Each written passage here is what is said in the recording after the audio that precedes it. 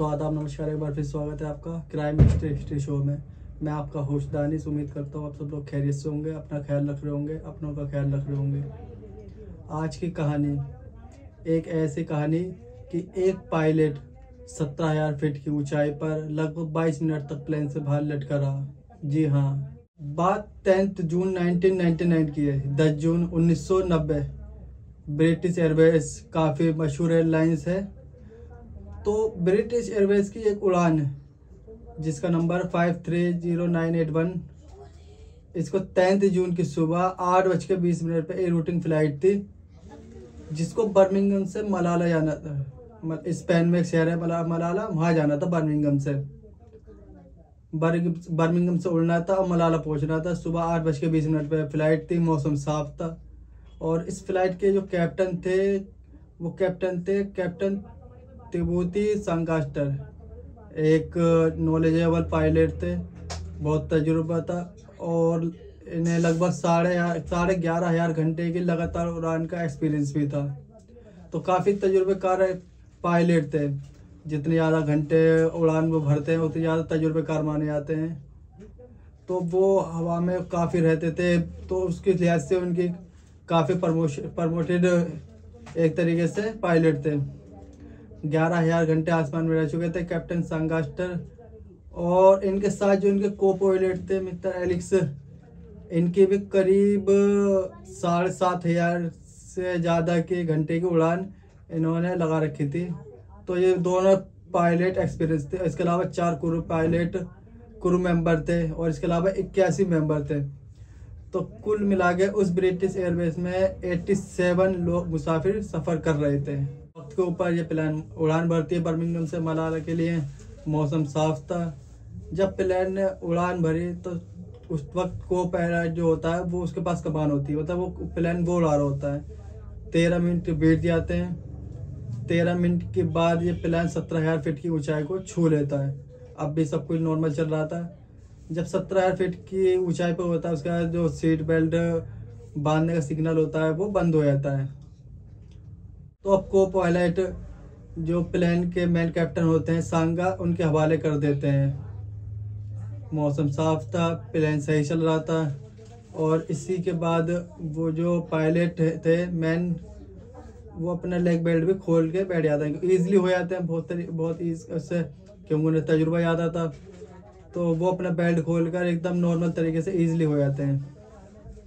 इधर air hostess जो crew member होते हैं वो सारे पैसेंजर को जो रिप्लेसमेंट या जो सर्व करना होता है वो सर्व करने की तैयारी कर रहे होते हैं। सब कुछ ठीक चल रहा होता है। लेकिन ठीक 8:13 मिनट कुछ सेकंड के बाद, मतलब पहले उड़ान भरे हुए थोड़ी देर बाद, कॉकपिट से एक ज़बरदस्त धमाके की आवाज़ आती है जिसमें पायलट और को पायलट बैठते हैं। अब धमाके की आवाज़ सुनते ही सारे पैसेंजर जो होते हैं प्लेन में, उनकी चीखें निकल जाती हैं और धमाके के साथ ही प्लेन भी अपना बैलेंस खोने लगता है। ऐसा लगता है कि प्लेन का बैलेंस आउट हो रहा है, प्लेन ऊपर नीचे जा रहा है। ये देख के फ्लाइट के अटेंडेंट थे उसमें सबसे ज़्यादा तजुर्बेकार थे, वो बदहवास होकर को पायलट की तरफ भागता है। जब वो कॉकपिट के अंदर गया और उन्हें झाँका तो उस फ्लाइट अटेंडेंट की भी चीखें निकल जाती है जो सामने का मंजर देखता है। उसने देखा जो मेन पायलट हैं कैप्टन सांगास्टर, वो लेफ्ट साइड की जो विंड स्क्रीन होती है पैनल, वो दोनों उड़ा हुआ है। लेफ्ट साइड का पैनल है ही नहीं उस तरफ का। और जो पायलट होता है उनका शरीर आधा प्लेन के अंदर होता है, आधा प्लेन के बाहर होता है। वो शायद पूरे ही प्लेन से बाहर निकल चुके होते हैं, लेकिन उनका पैर जो है वो उनकी सीट के साथ फंसा हुआ था जिसकी वजह से वो लटक गए थे, इसलिए पूरी तरीके से वो बाहर नहीं निकल पाए। अब विंड स्क्रीन और पैनल उड़ चुका है। अब लेफ्ट साइड के पायलट मैन बैठे हुए हैं और उसको उलझाने के बाद अब प्लेन में एक होल हो गया है और बहुत तेज हवा, करीब 600 मील की स्पीड से हवा प्लेन के अंदर आ रही थी। 17,000 फीट की ऊंचाई होती है। टेम्परेचर करीब -17 डिग्री। अब आप अंदाजा लगा सकते हैं। अब ये रफ्तार, ये तापमान, ये ऊंचाई और उसके ऊपर पायलट का आधा शरीर के अंदर, आधा शरीर पायलट का आधा प्लेन के अंदर, आधा प्लेन के बाहर। अब ये मंजर देख के जो को पायलट की हवा ख़राब हो जाती है। अब जो ये चीज़ें बेल्ट से नहीं बंधी होती हैं, वो हर चीज़ उस पैनल से बाहर निकल रही होती है, क्योंकि हवा का प्रेशर बहुत होता है। लोग भी बहुत चीख रहे होते हैं कि क्या हो गया। किसी तरीके से फिर को पायलट ने दिमाग लगाया और प्लेन को ऑटो पायलट पे लगाया और ख़ुद की सीट बेल्ट लगाई, और जो पायलट हवा में लटके होते हैं उन्हें टाइट से पकड़ लिया ताकि वो बाहर ना गिर पाए। अब बड़ी मुश्किल, हवा का तापमान जो है बहुत तेज हवा थी, प्लेन की रफ्तार बहुत थी, -डिग्री में सेल्सियस था। उस हवा का भी मुकाबला करना अकेले की बस की बात थी नहीं। और जब तक फ्लाइट जो अटेंडेंट थे वो भी मदद को आ गए थे, पायलट को अंदर खींचने की कोशिश कर रहे थे, लेकिन पायलट साहब अंदर आ नहीं पा रहे थे। इधर वक्त तेजी से बीतता जा रहा था। अब अचानक दबाव, हवा के दबाव की वजह से प्लेन के अंदर ऑक्सीजन की कमी आने लगी, लोगों को सांस लेने में कमी आने लगी। को पायलट को लगा क्या है, फिर उन्होंने बड़ी तेजी से प्लेन को नीचे की तरफ करा ताकि वो जो प्रेशर है उससे निकल सके और जो सामान्य हवा होती है उसमें आ सके, ताकि लोगों को सांस लेने में कोई परेशानी ना हो। वो प्लेन को तेजी से नीचे लेकर आए, लेकिन पायलट अब भी बाहर हैं। अब खींचा जा रहा है, बड़ी मुश्किल हो रही है। इधर 4-5 मिनट बीत चुके हैं। को पायलट को लगा कि इनके शरीर में कोई हरकत नहीं है, इतनी तेज हवा में इंसान कैसे सरवाइव कर पाएगा। बचने की कोई उम्मीद नहीं होती इतने ज़्यादा तापमान में, और पायलट की जिस्म पे दूसरी तरफ कोई हरकत भी नहीं हो रही थी। तो उन्हें लगता है कि ये हो सकता है ये मर गए, या फिर उनके कुछ भी हो सकता है, क्योंकि उनके शरीर ने किसी तरह की मूवमेंट करना बंद कर दी थी। इस दौरान जो कॉकपिट का दरवाजा है, मैन विंड्स होते हुए तेज हवा के प्रेशर से दरवाजा भी उड़ जाता है। अब कॉकपिट में जो कुछ हो रहा है वो सारे पैसेंजर के आंखों के सामने था। पैसेंजरों के अंदर भी चीख पुकार होती है। वो जो बाकी के क्रू स्टाफ होता है किसी तरीके से उन लोगों को समझाने की कोशिश करते हैं। इधर 2 लोग मिलकर पायलट को खींचने की कोशिश कर रहे हैं, खींच नहीं पा रहे हैं, तो एक ने कम से कम पैर पकड़ रखा है। अब को पायलट ने किसी तरीके से एटीसी को संपर्क करा और उन्होंने कहा कि हमें इमरजेंसी लैंडिंग की इजाज़त दी जाए।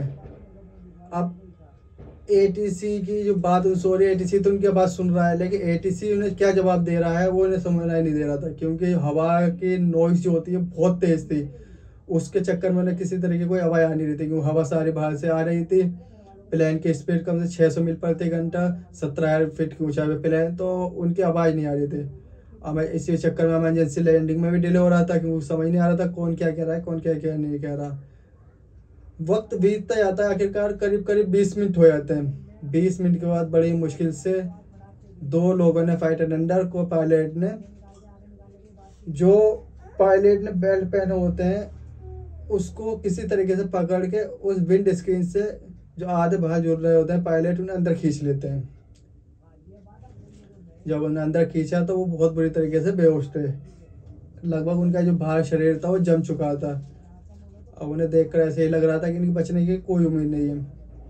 इधर इत्तेफाक से फिर एटीसी से संपर्क होता है और एटीसी के भी कुछ चीज़ें समझ में आ जाती हैं। फिर एटीसी भी उनसे कहता है कि ठीक है, आप इमरजेंसी लैंड कीजिए साउथहैम्पटन एयरपोर्ट पे। इंग्लैंड का जो एयरपोर्ट है उस इलाके के हिसाब से सबसे नियरेस्ट एयरपोर्ट वही होता है। इस इजाज़त के बाद सुबह 8:55 पर, यानी 8:20 पर प्लेन ने टेक ऑफ करा था, और 8:55 यानी ठीक 35 मिनट बाद 8:55 पर को पायलट ने साउथहैम्पटन में एयरपोर्ट पर, जो इंग्लैंड का एक एयरपोर्ट है, उस पर एक इमरजेंसी लैंडिंग कराई।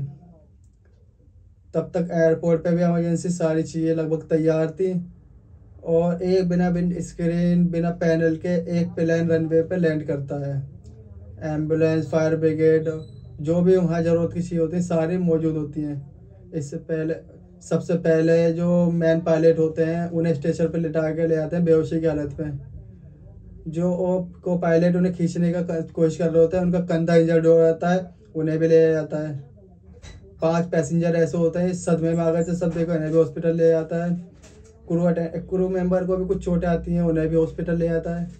लेकिन इसके अलावा बाकी किसी पैसेंजर को कुछ नहीं होता है। इन सब लोगों को अस्पताल ले जाया जाता है, और शाम तक ज़्यादातर को डिस्चार्ज भी कर देते हैं, नॉर्मल हो जाते हैं। कुल 20 मिनट तक 17,500 फीट की ऊंचाई पे 600 मील प्रति घंटे की हवा की स्पीड से आधा शरीर प्लेन के बाहर एक पायलट लटक के सफ़र कर रहा है। ये अपने आप में एक अजूबा था कि वो किस तरीके से सरवाइव कर गए थे। अस्पताल जाने का कैप्टन सांगास्टर, उनके कुछ तेज हवा कुछ तेज हवा की वजह से उनकी आँख में और कुछ जगह पे चोट आई, लेकिन उनके जान को कोई नुकसान नहीं हुआ, वो बच गए। इतना ही नहीं, 5 महीने के अंदर अंदर उन्होंने फिर से दोबारा अपनी ड्यूटी ज्वाइन कर ली और ब्रिटिश एयरवेज में दोबारा से वो उड़ान भरने लगे। ये उनकी हिम्मत ही थी कि इतना बड़ा हादसा हो जाने के बाद भी उन्होंने दोबारा अपने आप को बैक करा। लेकिन यहाँ एक सवाल ये उठता है कि आखिर जो विंड स्क्रीन, जो प्लेन के आगे शीशा होता है, ये उड़ा कैसे, कैसे हवा बाहर आई। प्लेन में हर चीज़ बहुत अच्छी तरीके से चेक करा जाता है। तो जब इंक्वायरी होता है तो इंक्वायरी में पता चलता है कि 72 घंटे पहले ही इस ब्रिटिश एयरवेज की फ़्लाइट होती है, इसकी विंड स्क्रीन को बदला गया था और बाकायदा इसमें जो नट बोल्ट होते हैं वो सबको टाइट करा था। लेकिन जब इंक्वायरी बैठी तो उसमें पता चलता है विंड स्क्रीन के बोर्ड होते हैं वो जिस साइज के लगने लग चाहिए थे उस साइज के लगे नहीं थे, मतलब वो साइज में छोटे थे, लेंथ में छोटे थे। दूसरी जो वजह थी, जो विंड स्क्रीन थी उसे बाहर की तरफ से फिट किया गया था, ना कि अंदर की तरफ से। तो अब बोल्ट के साइज एक तो छोटे, जो बोल्ट के साइज की लेंथ होती है वो छोटी, इसलिए कहीं ना कहीं गैप रह गया।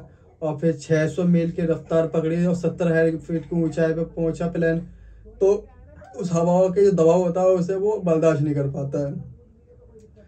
होना ये चाहिए था कि नट बोल्ट उसी साइज के लगने चाहिए थे, जिस नंबर के थे, जितनी लेंथ के थे उतने ही। और इस जो विंड स्क्रीन फिट करी थी, इस विंड स्क्रीन को अंदर की तरफ से फिट करने चाहिए थे, ताकि जो चीज़ें इसके अंदर रहती तो अच्छी तरीके से फिट हो जाए, तो हवा का प्रेशर भी अंदर नहीं आ पाता। पूरी इंक्वायरी का जो टेक्नीशियन था उस पर ये सारी गाज गिरी। लेकिन बाद में जो को पायलट होते हैं और जो स्टाफ होते हैं अटेंडेंस, इन लोगों को इनाम से भी नवाजा गया, क्योंकि इस पूरे मामले में कहते हैं को पायलट ने जिस तरीके से अक्लमंदी दिखाई और कब का कहाँ क्या करना था, किस तरीके से कौन सा काम करना था, ऑटो पायलट पे डालना, एटीसी से संपर्क करना, किस तरीके से एक हाथ से पायलट को पकड़ कर रखा उन्होंने 22 मिनट तक, तो इसकी बहुत सराहना की गई इस बहादुरी के लिए और उसे इनाम से भी नवाजा गया। और साथ ही फ्लाइट जो अटेंडेंस होते हैं, क्रू मेंबर, उन लोगों को भी काफ़ी नवाजा गया। तो ये थी कहानी एक ऐसे फ्लाइट की जिसमें एक पायलट 70,000 फीट की ऊंचाई पर 22 मिनट तक बाहर लटका रहा। उम्मीद करता हूँ आप लोगों को कहानी पसंद आई होगी। अगर कहानी पसंद आई हो तो वीडियो लाइक करें, चैनल सब्सक्राइब करें और ऐसी कहानी सुनने के लिए हमारे साथ जुड़े रहें। अब मिलते हैं अगली कहानी में, जब तक के लिए धन्यवाद।